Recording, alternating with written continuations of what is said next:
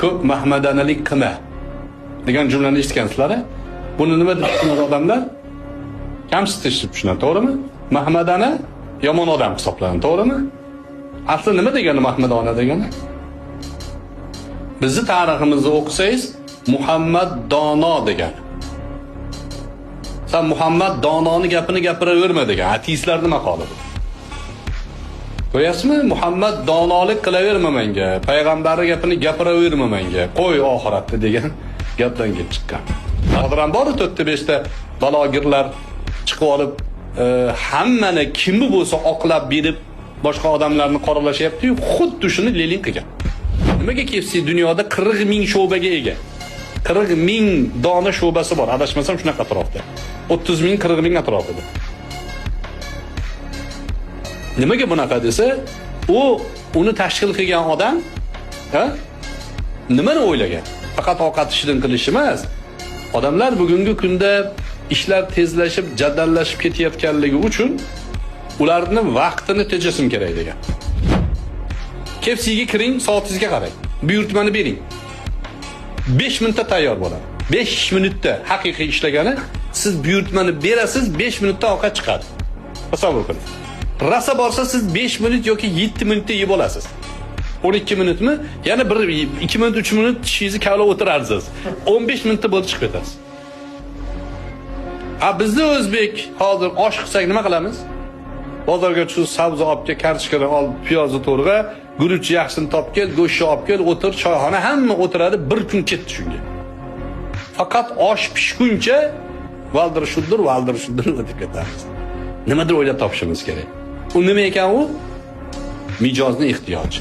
Kelajakda menimcha 2030-yilda dunyo shaharlarining ichida 30 talikka kiradi biz O'zbekiston. Ayniqsa Toshkent. Dunyoda 30 talikka kiradi. Bu hazlakan emas. Kecha bittasi yuradi. Falonchi kripto. Nomi shunaqa edi. Kriptovalyuta bilan shug'ullanadi dedi. Bitcoin, satcoin, matcoin qilib odamlarni boshdan aylantirib yuradi. Kecha chiqib aytibdiki, men o'zi aslida Dubayda ko'chmas mulk bilan shug'ullanaman deyapti.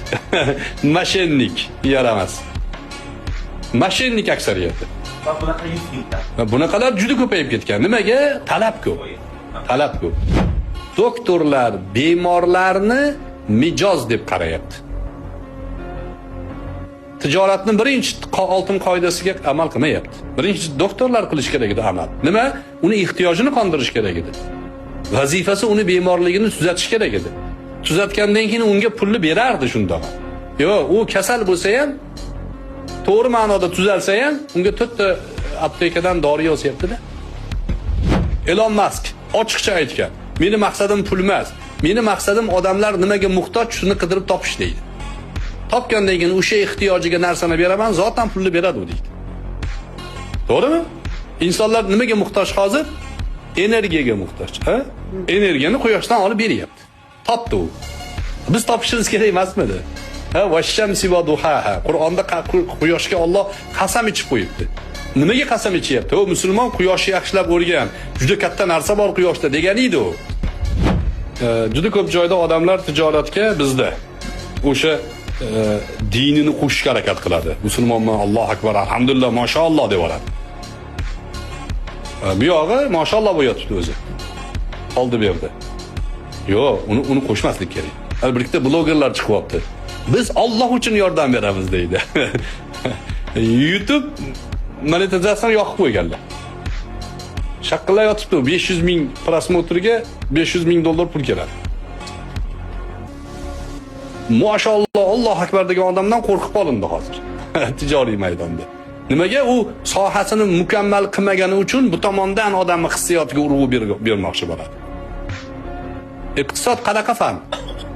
Gumanitar fanmi, aniq fanmi? Aniq fan.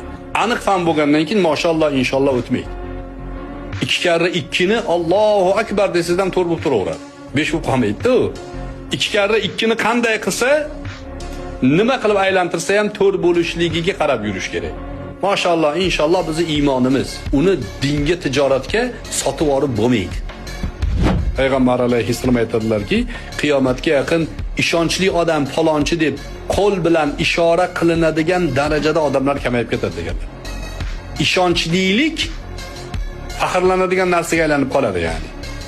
O'zi hamma ishonchli bo'lish kerak edi. Ha? Hamma ishonchli bo'lish kerak edi.